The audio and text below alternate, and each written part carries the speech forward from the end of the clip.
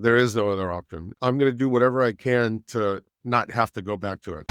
As I described to a lot of people, you and I were like Starsky and Hutch running around LA. And if anybody's ever heard or don't know where the jungle is, if you ever watched the movie Training Day when Denzel Washington, well, that's where we were. Coming to you from the Insurance Man podcast, Don't Shoot. We got a special guest, Mr. Ramon Valdez. How you doing, Ramon? I'm doing great, Adam. How are you? I'm doing fantastic, man.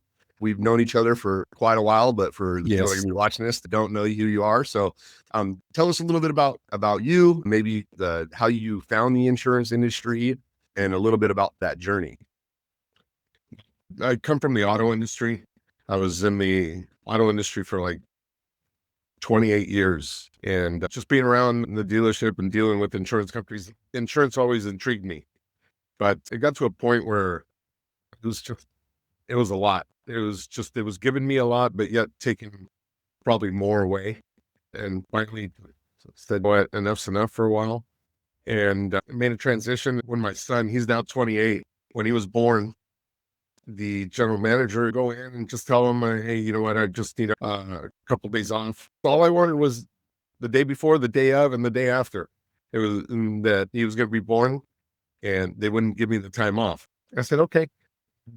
Let them know 2-3 weeks before, and then it turned out the week before I came in, turned in my keys, walked away, and I said, "I'm not doing this. I'm not seeing my son be born."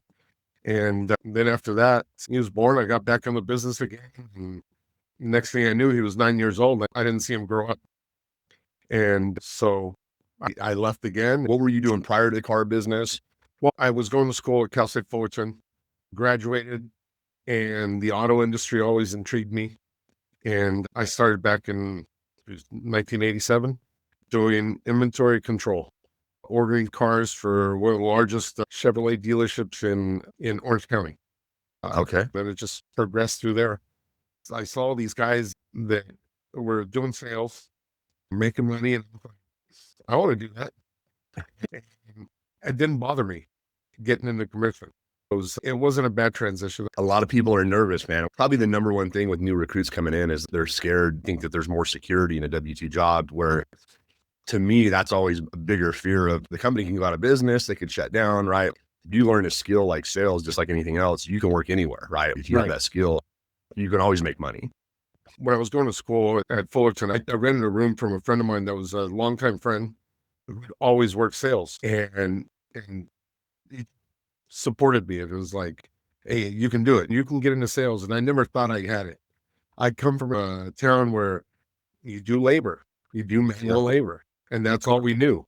And the little town that I grew up in, if I didn't leave there, I'd be doing construction or working at a golf course. My dream was to work in downtown LA in the big buildings, and work in the city around all the big buildings. I got my opportunity to do that. And, okay, let's check that box. And now we're everywhere around it. Yeah. Well, so you're in the car business. I worked in the ar business it was my first sales job. It ended up in a real small dealership. And within a few weeks, I was working 9 to 9, 7 days a week. Oh, yeah. It wasn't the plan. And just like you, it was like, hey, there's got to be something better, right? There's got to be something else out. You found us on Craigslist. Who did you talk to first? Was it me or was it someone in our office? No, Oh, it was me. Okay. Yeah, it was in August of 2010. August 2010. Were you licensed already?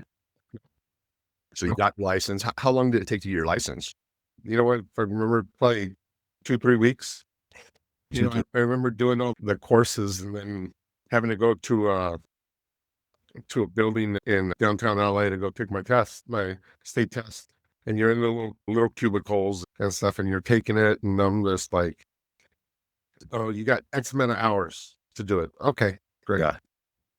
I flew, and I'm just like, I'm looking around going, and people are scratching their heads. You could just tell when somebody's struggling, right? Yeah. And I'm going through it, and I'm going, did I mess up this test, or what's going on? Why did I finish so fast? Not to pat myself on the back, but it was just like, is Dylan and Philip Bott say too easy, right? I said, all right, whatever. I go turn in my test. And out of 100, I missed one question. And I'm seeing people taking all 4 or 5 hours to take this test and they're struggling. Yeah. So I took my test. I got my license. I didn't have any like online training or anything at that point. The online training that's available now, that's what we were.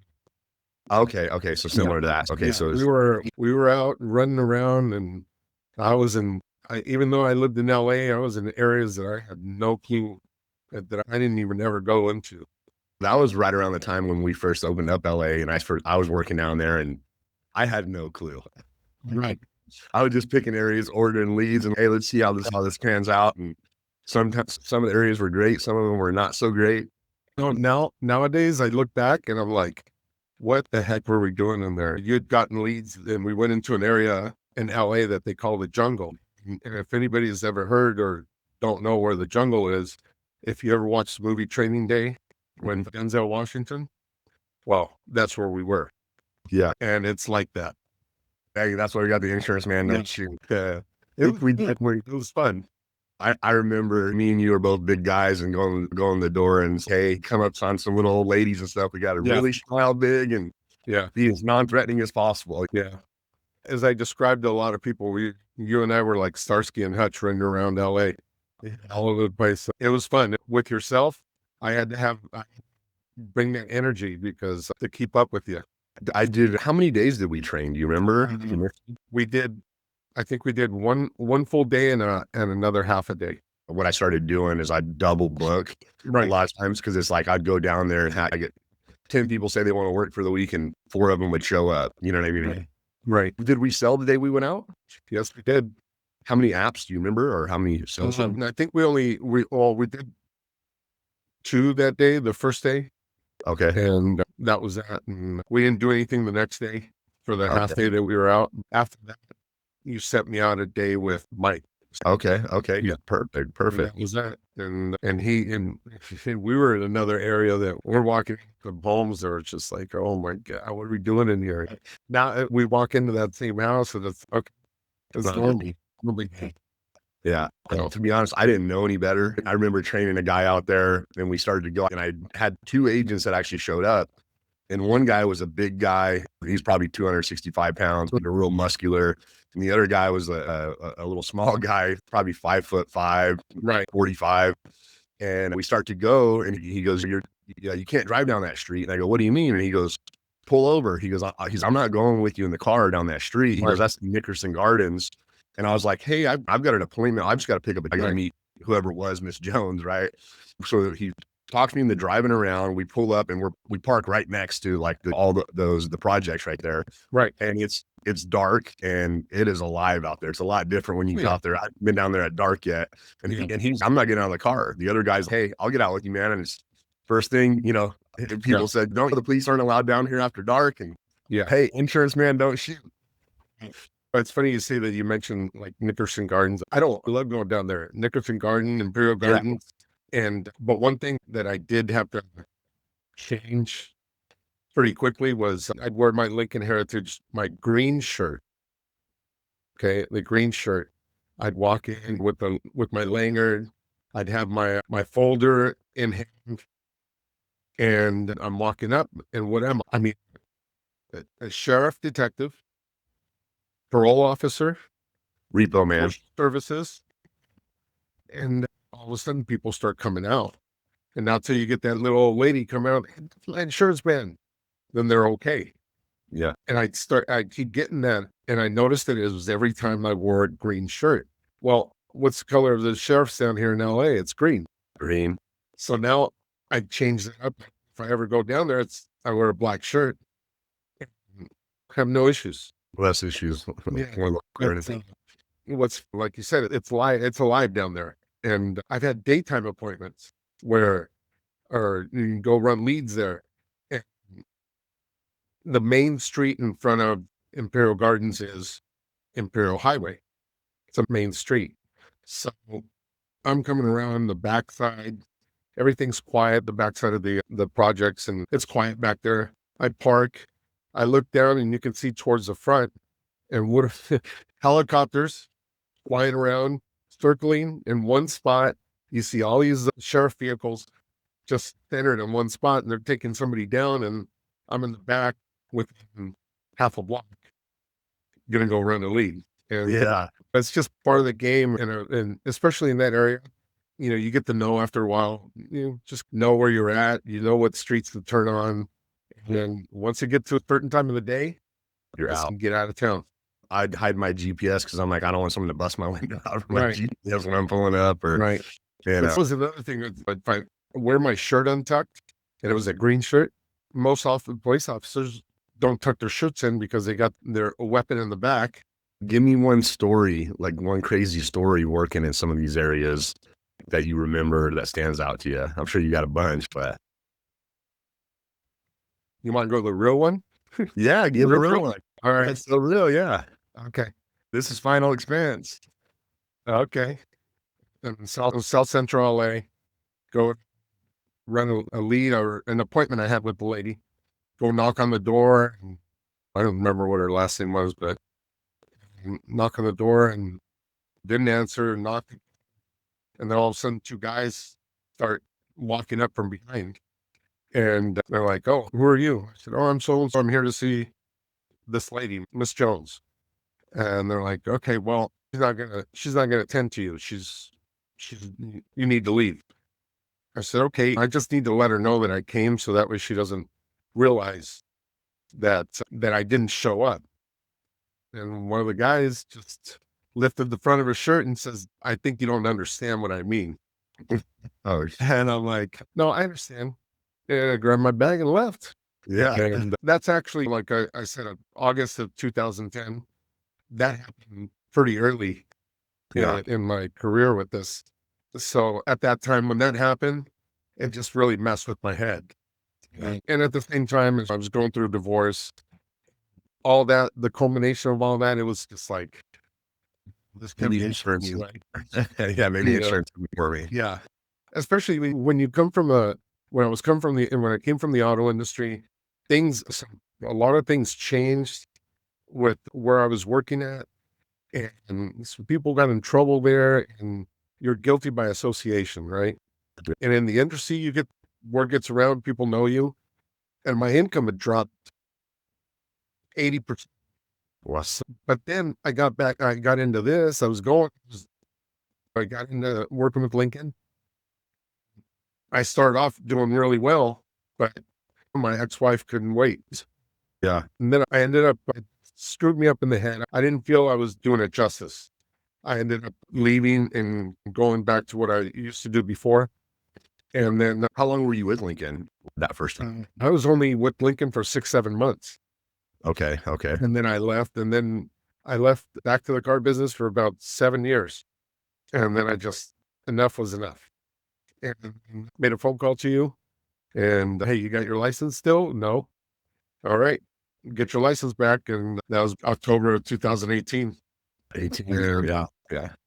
People ask me, what if this doesn't work out the second time? I said, there is no other option. I'm going to do whatever I can to not have to go back to it. I keep hearing of people that are really successful. It's like the people that really dive in, that really you end up burning the boats because it's like you got 1 foot in, 1 foot out. It's really easy, right? I was listening to Alex Hormozy this morning, and let's say you have a goal to be the richest man in the world. He goes, well, at some point that's going to end. He's, well, then now for how long, right? He's, you got to find a way to fall in love with the process. You got to find a way to enjoy the work, right? Because if you don't, this business it's going to be hard, right? And a lot of people, they really underestimate initially getting that ball rolling in any industry, any business. It's a lot harder when you're starting that snowball, right? And but once you get it going, it grows exponentially. But a lot of people underestimate the simpleness of this business, or they think because it's simple that it's going to be easy. And again, it's definitely not easy. Right. It's very simple, but it's not an easy business. I got fed up with all the time I was spending at the stores and stuff. And yeah, those 12 to 14, 15-hour days were getting old. And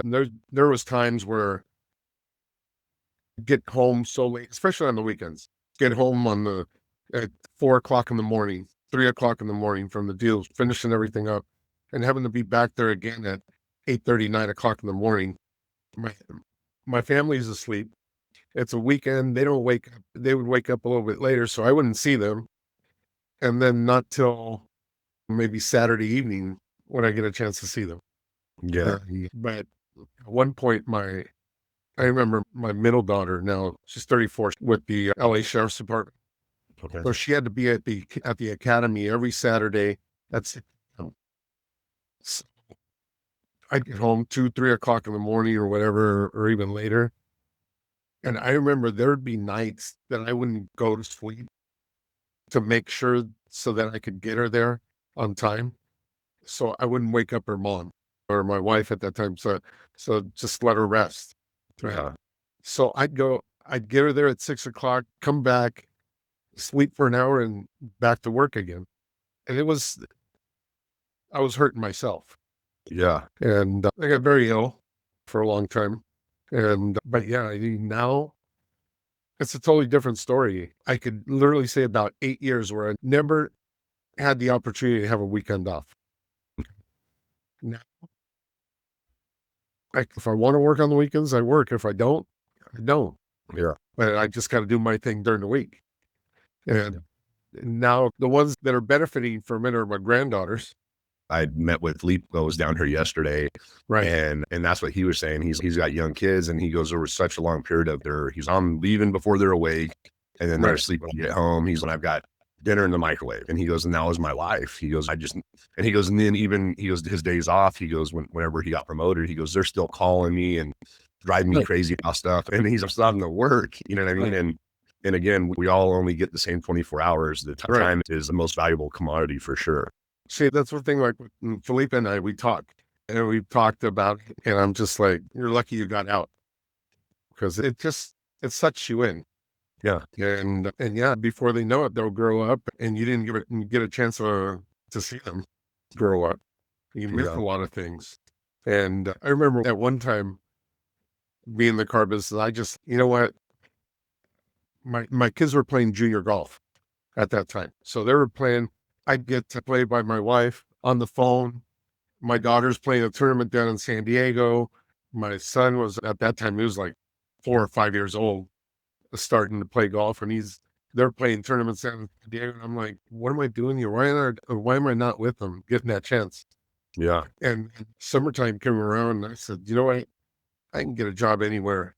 And I took the summer off. There you go. And all we did was we traveled playing golf tournaments with them. And it was like every other week we were in a different town, different city. And I remember at the end of the summer, my daughter says to me, she goes, hey, Dad, where are we going on vacation this year? On vacation? What do you think you've been doing all summer? We've been in a different place. All we've been doing is playing golf. But how can you get to go out and play golf? Yeah. You know what? I'm part of a golf league. And we have tournaments probably every 2 or 3 weeks throughout the whole year. And so I mean, you get out there. Some of these guys play all the time. I don't even go out and practice. Yeah, just go play. It's still go out and kick their butts. No, but I'm lucky. I have my son who's still involved with it. I brought him into the league, and he plays with us, and it's fun. Now it's something that him and I can do together. That's awesome. But the thing is, I've always told him, I go, I don't care how old and crusty you think I am, but I'm still going to beat you every time you can. But you came back in, you said you really burned the boats. What was the biggest challenges initially coming back? You know what? When I was here the first time, again, agents didn't put up the numbers that are being put up now. Yeah. The top numbers back then, you weren't even on the portal board. It was like, you're not even there. We were putting $25,000 a month, and it was like, you were putting up those kind of numbers, right? Yeah. And I was thinking about this earlier. I was like, back then, writing those kind of numbers, it didn't seem very hard. It wasn't like, it was too easy at times, right? Yeah. And it's, I guess I thought I was just going to be able to jump in and the same thing was going to happen. Yeah. But it's a little bit different. People are different now, especially after COVID. Yeah. It was very difficult to get back in the homes. Yeah. And again, we were supposed to or not supposed to be out back in the field, but I was all gloved up, sanitized up, masks on and everything. Felt like Yeah. I had a holster on with sanitizers, and we were still out in the field. Yeah. But that gave me also the opportunity at that time to work on my owner base. When they gave us the opportunity to go on the phone, then it's okay. What can we do? So let's work on the owner base and try to generate business through that with increases and referrals. What are you typically telling them when you're following up with one of your policyholders? It was just called to make sure everything was okay. If there's anything I can help you with, you and your family, we're here to help in any way. And also at the same time, just want to let you know, since you've been with the company for a while, that you are eligible for an upgrade if that's something that interests you. Yeah. And just leave it at that. Yeah. So you're And not a hard upsell or anything. no, I'm not calling to sell anything. I'm calling to see how they're doing. And oh, by the way, since you've been with the company for this long or however long, I'm just calling to let you know that you're eligible for an upgrade. The moment they ask something, you're more than Got the exactly. Or the ones that, hey, you know what? Thank you, but I'm okay right now. Great. Just want to let you know that option's available for you. Yeah. And that I'm not. I'm calling to see let's upgrade your policy. No, Walk me through the typical day, typical week as far as you getting leads and how do you work them? What's your process? let's say it's start out on Monday. That's usually when I order leads. I've been getting batches from Tracy lately for about 30 to 40 leads and work those till I can.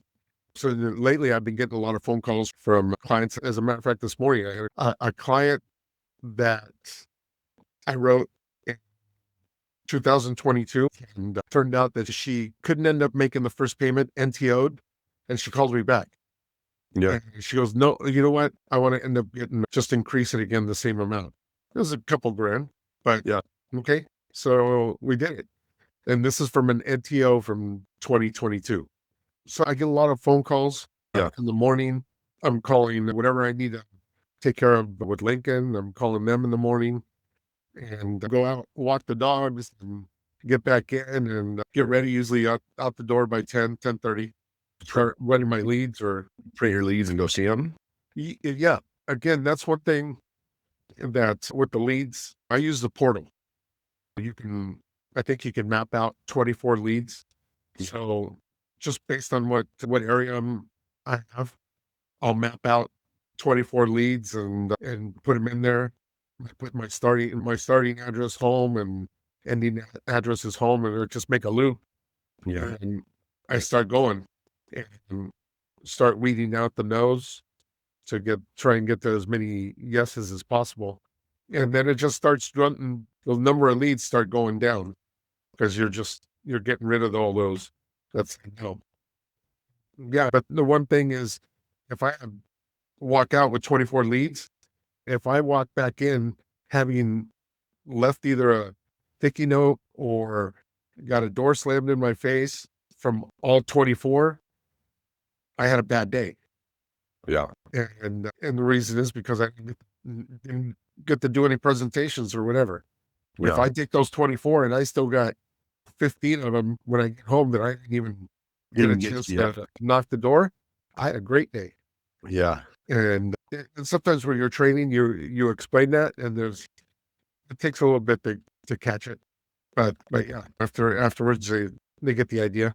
So then I go run my leads, and like lately, this just recently, been back working my owner base again. And so I run my leads, I get home, I call the owner base, and doing that, depending what part of the country they're in. Yeah. Nice. And And then, it just continues the whole week. so you're doing that. And then it basically generally every Monday, you're taking a new batch of leads Right, and running. right. And then like now I've gotten to a point where, like I said, I do a lot of stuff with my grandkids on the weekends, but like Saturdays and Sundays, I'll have a few appointments set up, and that's what I'm doing. so many people are concerned about lead costs, right? And there's cheap leads, which are generally lower quality, and there's expensive leads, but there's no cheap lead. You're either going to put in more time and have to buy more leads or a higher quality lead. So what would you suggest to somebody that's new or that's never purchased leads? We all go through it. I've been through it. There was a point in time, when was it? Probably about 4 years, about 4 years ago. I was running maybe about 40, 50 leads a month.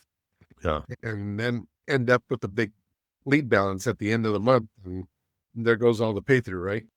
Yeah. And what do I got to do? I got to get these, and just afraid to build that lead balance even more. Yeah. That was a concern of mine. I remember we had a meeting out at your office in Chowchilla. And okay, I want to meet this guy, Howard Geyer. And so just talked to him for a while. And I asked him the same question. He goes, don't worry about it. Let your manager worry about it. Okay. He goes, how many leads you run in a month? I said, about 40, 50. He goes, you need 2 to 3 times as many. And in my head, I'm just like, holy smokes. No, that's too much. And so I remember that was a March that month, just processing it. And the following month, April, I said, you know what? I'm just going to do what Howard said. Just take them 25, 30 a week. Yeah. And went through that. Ended up the month with my biggest month of production. At the end, my lead balance that I had was like peanuts. Yeah. And I was just like, then you start thinking about it. How does it happen? Well, you're getting more opportunities. Yeah. And then just another thing, like this past trip that we went on, I was talking to Emmanuel. And that's one thing that we talked about. He was the number one agent for Lincoln. And he says he's very almost 50 leads a week. How do you have that much time? But again, everybody's different and a different animal. He told me that he almost left the business 3 months into this. And now look where he's at. Number one, killing it. I pinned him and Raphael down. Me and Raphael, we chat quite a bit. And that was the one question I had for him was, I really need to know is how many leads you work. And that he told me he's 50 or sometimes more a week. There's a guy that I follow. He's a mentor to me as well, John Wetmore. The business changed for him when he realized you'll never go from a 20% conversion to a 40% conversion overnight, right? It's going to take a long time for you to hone the skills to get there. He's like, so if you want to double your income, he's like, the one thing you can control is your activity, right? And he's like, so you can buy more leads and sit with more people. And if you do those things, he's like, your income will double, right? If you buy double leads and you put in twice the amount of time, even if you convert the same amount, you know that those are the things you can control, right? And that's a great thing about this business is we've always said you can write your own check. It gives us the freedom and flexibility, but really I've been at times where I've got to come up with my mortgage payment when I first started, or I've got zero money in the bank and I've got to come up with, and I know I can go out and bust my butt for a couple of days and make that money, sometimes a day or two. And it's really when you put in that time and commitment and then again, just trying to get better all the time, right? I think that you can really accomplish whatever you want here. With you growing in the management and stuff, I've seen you picking it up and taking agents out and stuff. How's that going so far? That's going good. And again, we always get different characters and stuff, but it's, you've got to be flexible with that because you got a lot of different personalities. You're not always going to vibe with everybody. Yeah. But you got to make every effort to. Yeah. And that's one thing. But it's fun. I enjoy meeting new people and working with new people and stuff. Do I know everything? No. And that's one thing you got to be honest with people is like, hey, I don't know everything, but I know how we can get the answers. Yeah. About stuff. Lincoln's a great resource. Yeah. They're wide open to give you as many answers as you want. Let's use them. And it's a process. We have a process. Just plug yourself into it. Don't try and reinvent the wheel. Later on down the road, once you're progressing with this, then you make your little adjustments to make it fit, make it comfortable for you. Just plug into the process. Give yourself enough time to succeed, right? Everybody starts different, right? We all come from different backgrounds, and some people are going to come in and they're going to kill it right off the bat. I use Terry every time as an example. In his first year, I don't understand how you're still here. I would have quit a long time ago. writing 60 something thousand, and you can get a job at McDonald's, probably going to pay you the same. Right. Staying with it, he wouldn't be driving the car he's driving. If he had quit. So I think if people give themselves enough time and communicate, right? I know that's going to work with you. If they communicate with you that you're going to help them, you've been where they've been, right? Right.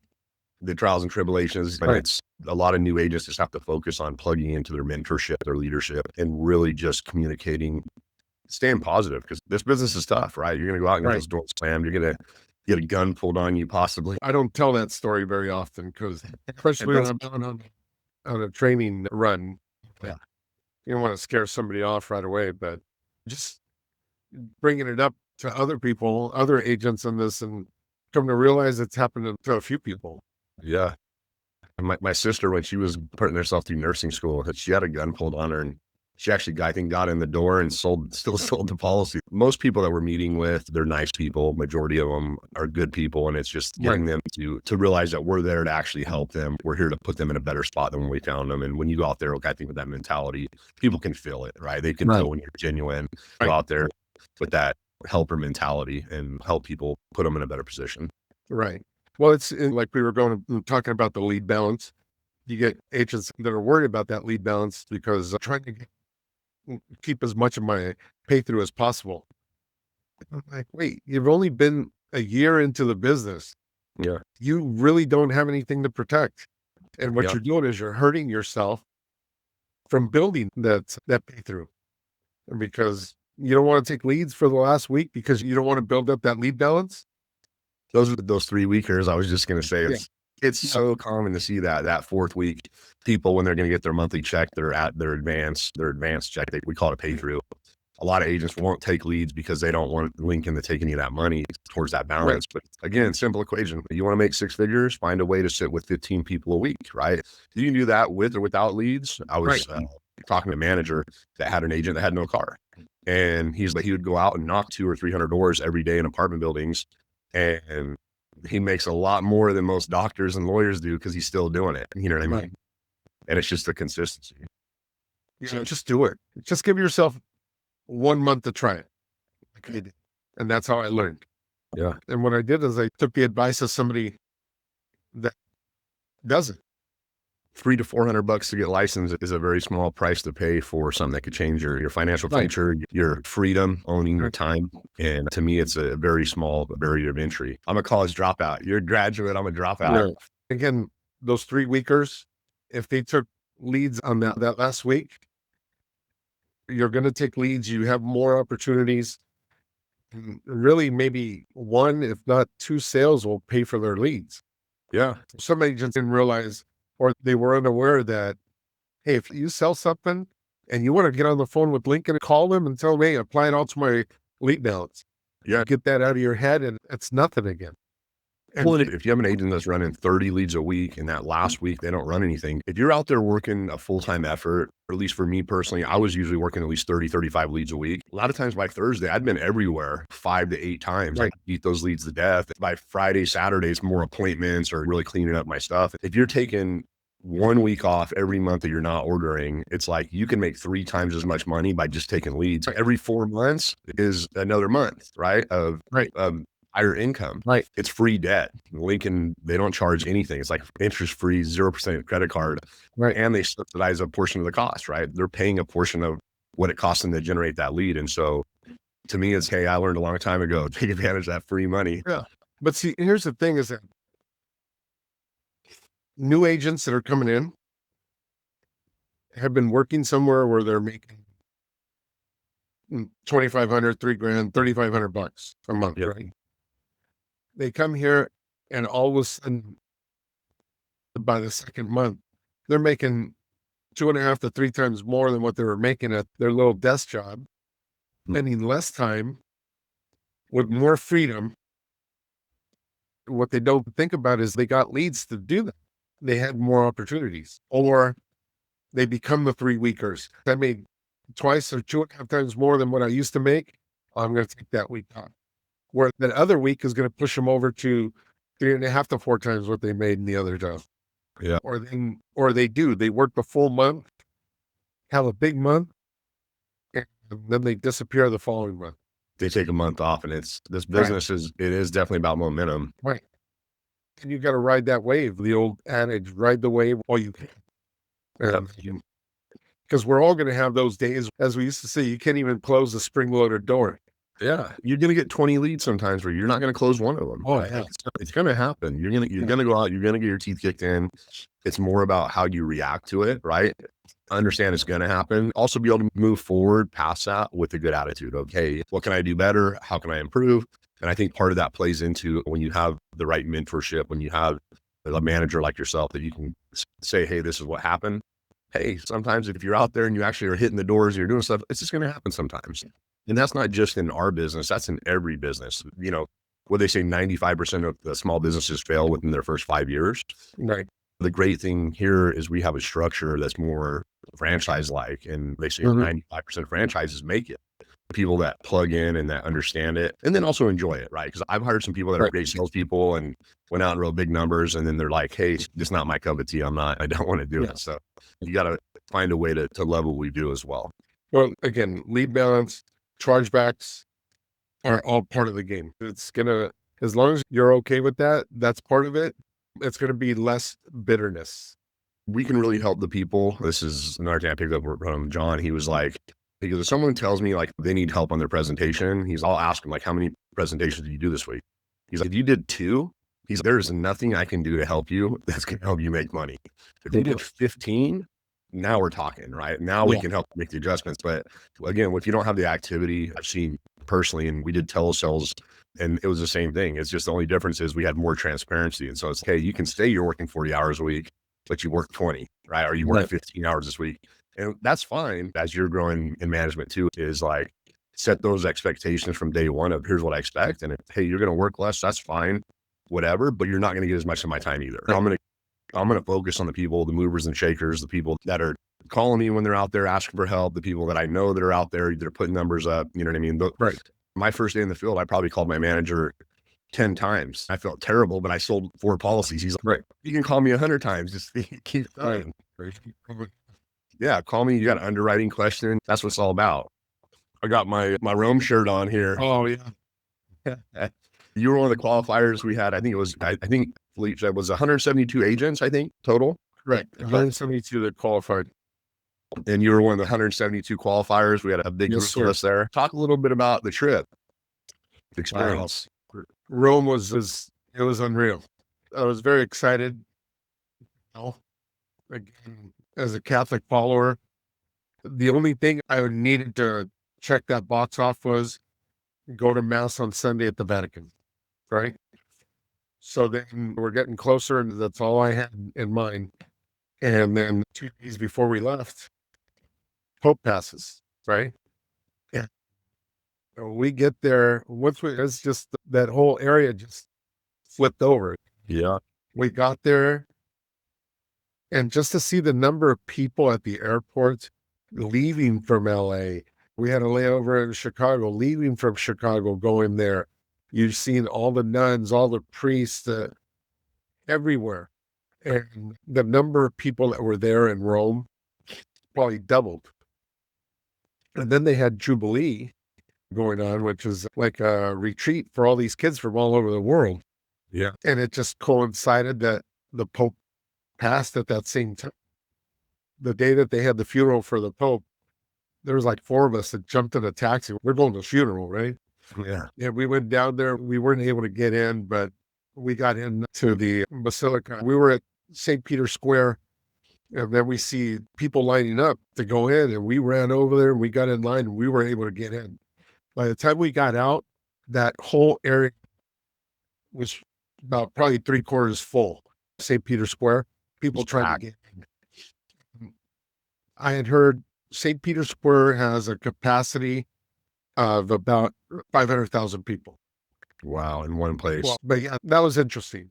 That there's a church on every corner. To go see the Colosseum was unreal.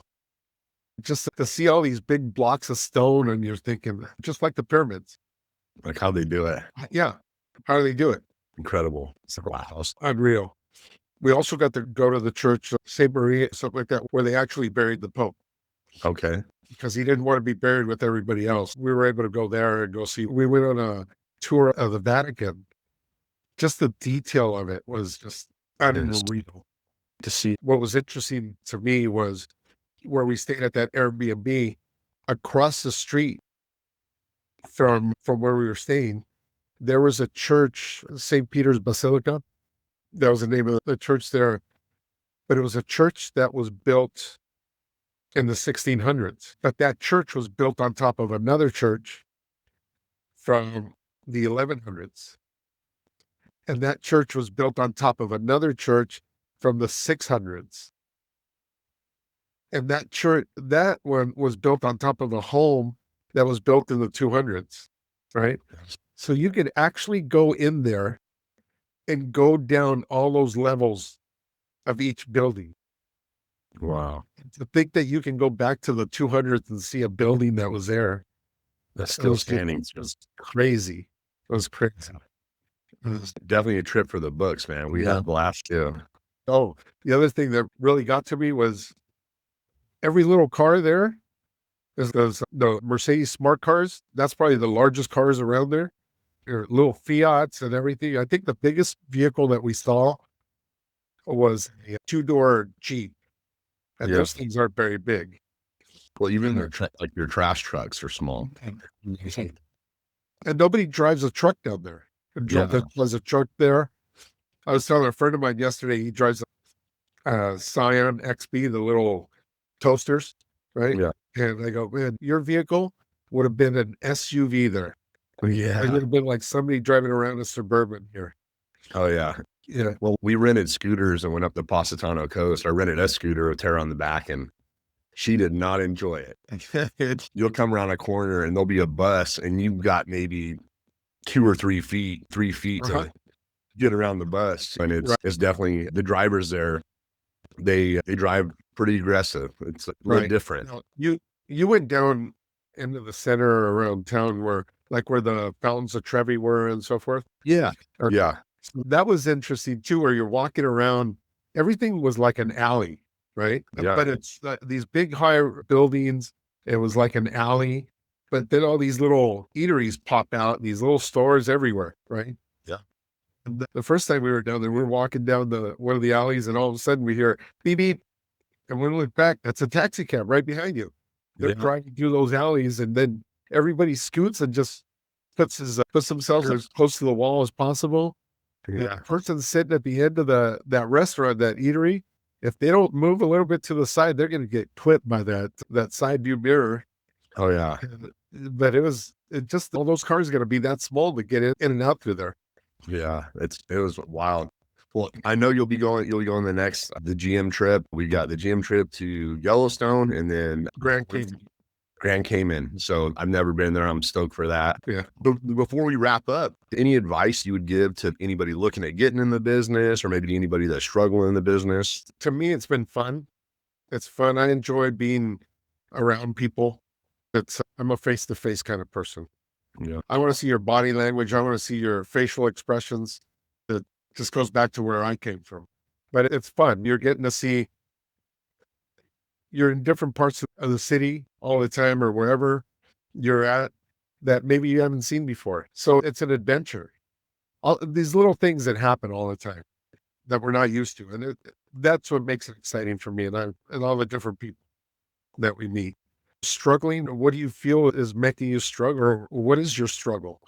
If it is, don't be afraid to talk to somebody about it. Because that's one thing that I do know about this company is that I don't care which agent it is, what part of the country they're in.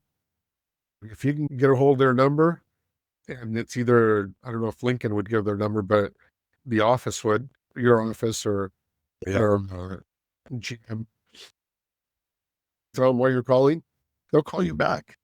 Yeah. Is the advice that they're going to give you going to always work for you? No, but it's just a different point of view. Mm-hmm. Just be open and be active. Activity, the movement's going to create what you want. We've mentioned it before. You're going into people's homes to help them. If you're going in there to make money, It's not going to always work. And if you're going in to help people, it's all going to come around. It'll come to you. Because if you walk into somebody's house with commission breath, Yep. people notice that. They know. Old Zig know it. Ziglar, you can have anything you want in life if you just help enough other people get what they want. Exactly. And I listen to a lot of things on YouTube and watch videos and stuff. And is it exactly the way we do it? No, but it's just a different point of view. Different perspective. There's always nuggets you're going to pick up from people who are successful. There's always going to be things that people, even in different industries, there's going to be commonalities, right? And again, everybody's going to do it a little different, but everybody's got a different personality too, right? So someone is going to speak differently to you than they speak to me, right? So when I'm listening to a YouTube thing, you're going to pull something different than I would. Right.